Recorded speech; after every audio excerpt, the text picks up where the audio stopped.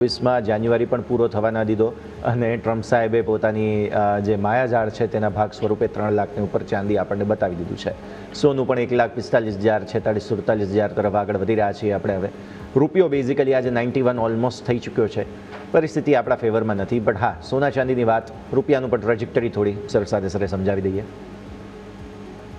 જેમ કે રૂપિયાની વીકનેસનું કારણ મીન્સ કે તમે જો કે આપણું માર્કેટ કેટલું ફોરવર્ડ લુકિંગ છે કરન્સી માર્કેટ, કારણ કે જ્યારે ફ્રાઈડે આપણે વીક થયા ત્યારે કોઈ પણ ન્યૂઝ નહોતા, પણ ઇન્ડિયન કરન્સી ખાસ એવી વીક થઈ અને છતાં વિધાઉટ એની ન્યૂઝ આ વીકનેસ જોવા મળી. તો બેઝિકલી ત્યારે માર્કેટને રીઝન નહોતું ખ્યાલ, પણ એ પછી મીન્સ કે આપણે આગળ આવતું જોયું તો આઈ થિંક એક થોડું નકારાત્મક ત્યારે સેન્ટિમેન્ટ આપણા રૂપી તરફથી લેવાઈ ગયું હતું. બટ કરન્સીમાં આઈ થિંક જ્યાં સુધી ઇસ્યુ નહીં પૂરો થાય, પહેલા ઈરાનને લઈને હતું જ્યારે ક્રૂડના પ્રાઇસીસ નીચેથી 400 પોઈન્ટ વધી ગયા અને એના હિસાબે થોડું એ કરન્સી બાસ્કેટ પર પ્રેશર પડ્યું. પણ 91 ઉપર જ્યારે જશે આરબીઆઈનું ઇન્ટરવેન્શન શાર્પ આવશે, એટલે મારા હિસાબે 91.20 91.30 આ લેવલ થોડું પ્રિવેન્ટિવ લેવલ છે. એ આસપાસ રિઝર્વ બેંક આ વખતે તૈયાર બેઠી છે. પ્લસ હવે 8 સેશન રહ્યા છે. 8 સેશન પછી બજેટ આપણું આવવાનું છે. રવિવારે માર્કેટ ચાલુ છે. 15 તારીખની રજા આપી, એડિશનલી એમને રવિવારની રજા લઈ લીધી. તો આઈ થિંક એમણે એક હેજિંગ કરી લીધું. તો એ હેજિંગના પાર્ટ રૂપે રવિવારે જ્યારે આપણે ટ્રેડ કરશું ને જો ફિસ્કલ કન્સોલિડેશનનો પાથ આપણે જારી રાખીશું તો મારા હિસાબે આપણને રૂપી છે એ ફર્ધર અહીંયા પોઝિટિવિટી સાઈડ આવતું જોવા મળશે. ત્યાં સુધી એટલીસ્ટ આપણે વીકનેસ સાથે કારોબાર કરવો પડશે. સેકન્ડ જે વાત કરી મેટલ્સ અને બુલિયન, અહીંયા લગાતાર તેજી બની છે. પર્ટિક્યુલર બુલિયનમાં સિલ્વર થોડું સેફ હેવન બની ગયું છે.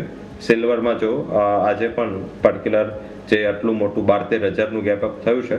રીઝન શું છે આજના આટલા મોટા ઉછાળાનું? એ છે કે જો મીન્સ કે સીએમઈમાં જેટલું ઓપન ઇન્ટરેસ્ટ પોઝિશન ઊભી છે, જો આ ટેરિફ લગાવી દેવામાં આવશે 1 ફેબ્રુઆરીથી અને ત્યારબાદ જે પણ ડિલિવરી જે ઘણીવાર શું હોય છે કે જે મેટલમાં પર્ટિક્યુલર સિલ્વર અને ગોલ્ડની ડિલિવરી સીએમઈમાં પણ હોય છે અને લંડન મેટલ એક્સચેન્જમાં પણ હોય છે. એટલે લંડન મેટલ એક્સચેન્જના ઘણા વેરહાઉસીસ યુરોપમાં છે, ઘણા વેરહાઉસીસ યુકેમાં છે, સ્કોટલેન્ડમાં છે અને ઘણા વેરહાઉસીસ એના અક્રોસ ધ ગ્લોબ છે. બટ મેજર વોલ્યુમ એનું યુરોપ અને સ્કોટલેન્ડ અને યુકેમાં હોય છે. તો આમાંથી ઘણીવાર જ્યારે ઇન્વેસ્ટરોએ જ્યારે ડિલિવરી આપવી હોય, જે લોકોએ સેલિંગ પોઝિશન બનાવી હોય ગોલ્ડ કે સિલ્વરમાં સીએમઈ ઉપર, યુએસ ઉપર, એ લોકો મોટાભાગની પોતાની ડિલિવરી છે ત્યાં શિફ્ટ કરતા હોય છે. હવે જો 1 તારીખ પછી ડિલિવરી શિફ્ટ કરે તો એડિશનલ 10%નું કોસ્ટ લાગી જાય. હાલાકી હજી ક્લેરિફિકેશન નથી કે બુલિયન પર લાગશે કે નહીં, કારણ કે ગોલ્ડ અને સિલ્વરને રેર અર્થ આપવું છે અને ગોલ્ડને સ્ટ્રેટેજિક મેટલનો દરજ્જો છે. એટલે એના ઉપર અત્યારે કોઈ પણ જે જનરલ ટેરિફ છે એમાં ઇન્ક્લુડ નહીં કરવામાં આવે એવું કીધું છે. પણ જો આ તમામ આઇટમ પર જો ઇન્ક્લુડ કરવામાં આવે તો મોટું રિસ્ક ઊભું થઈ જાય. એ આ રિસ્ક અત્યારે માર્કેટ થોડું પરસીવ કરી રહ્યું છે અને એના હિસાબે સિલ્વર આખા વર્લ્ડમાં ડિલિવરી શોર્ટ સૌથી મોટું ઇસ્યુ રહ્યું છે. જ્યાં ડિલિવરી હોય છે, મીન્સ કે એમસેક્સ હોય, એલએમઈ, શાંઘાઈ એક્સચેન્જ, સીએમઈ, ડિલિવરીના ટાઈમે ત્યાં શોર્ટેજનો ઇસ્યુ આવે છે. એટલે આ એક મોટું એડિશનલ પ્રેશર ઊભું કરે છે કે પ્રાઇસીસ ગોલ્ડ કરતા ડબલ થઈ ગયા. એક ટાઈમ એવો હતો જ્યારે સિલ્વર 94,000 હતું, ત્યારે ગોલ્ડ પણ 94,000 હતું. એ સેમ ટુ સેમ હતા અને ત્યારથી જે સિલ્વરે રેલી ચાલુ કરી છે એ સિલ્વર 3 લાખ પહોંચી ગઈ, ગોલ્ડ 1,48,000 પહોંચ્યું છે. આઈ થિંક એ એક ક્લિયર ઇન્ડિકેશન છે કે અત્યારે સિલ્વરમાં જે ડિલિવરી શોર્ટેજ છે એનો મોટો ઇસ્યુ છે. આગળ જતા હવે 3 લાખ ઉપરની સપાટી આજે પહેલી વાર લાઈફમાં સિલ્વરે વટાવી છે. તો આજે હવે 3 લાખ ઉપર મને રિસ્ક રેવોર્ડ થોડા અગેન્સ્ટ લાગી રહ્યા છે અને ફંડામેન્ટલ જેવી તેજી આવી ચૂકી છે.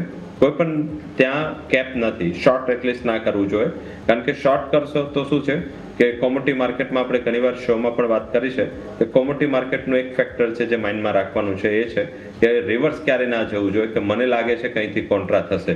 તમને લાગશે ને કોન્ટ્રા કરશો તો ઓલવેઝ ત્યાં ઉપર જ જશે પોઝિશન કે એડવર્સ જશે. પણ જ્યારે કોમોડિટીઝ તમને સામેથી કહે ભલે 1-2% ઉપર નીચે, પણ જ્યારે કોમોડિટીઝના ફંડામેન્ટલમાં મોટા પાયે પરિવર્તન થાય ત્યારે જ એમાં કોન્ટ્રા જવું જોઈએ. બટ હવે રિસ્ક રેવોર્ડ વાઇઝ મને ગોલ્ડ બેટર લાગી રહ્યું છે. મારા હિસાબે આજે જે ગોલ્ડની તેજી છે જે 1,44,500 આસપાસ એમસેક્સ ચાલી રહ્યું છે અને ડિલિવરીમાં 1,48 સુધી પહોંચ્યું છે. 1,44,500 આસપાસ ગોલ્ડ મારા હિસાબે હજી પણ ખરીદીની સારી તક તરીકે જોવું જોઈએ. આ લેવલ સ્પેસિફિક 1,42,809 બોટમ બન્યું છે અને આ તેજી 1,50,000 સુધી આગળ વધી શકે છે. સિલ્વરમાં 3,10,000 થી 3,12,000 આસપાસ આ તેજી એક્સટેન્ડ થશે. આજે યુએસના માર્કેટ બંધ છે તો second half would be choppy, but કાલના દિવસમાં શાયદ આ થોડુંક રિકવરી આગળ વધે. બટ સિલ્વરમાં મારા હિસાબે જે રીતે તમે ખરીદી કરી હતી ધીરે ધીરે, એ રીતે મારા હિસાબે પ્રોફિટ બુકિંગનું સારું લેવલ એ ગણી શકાય.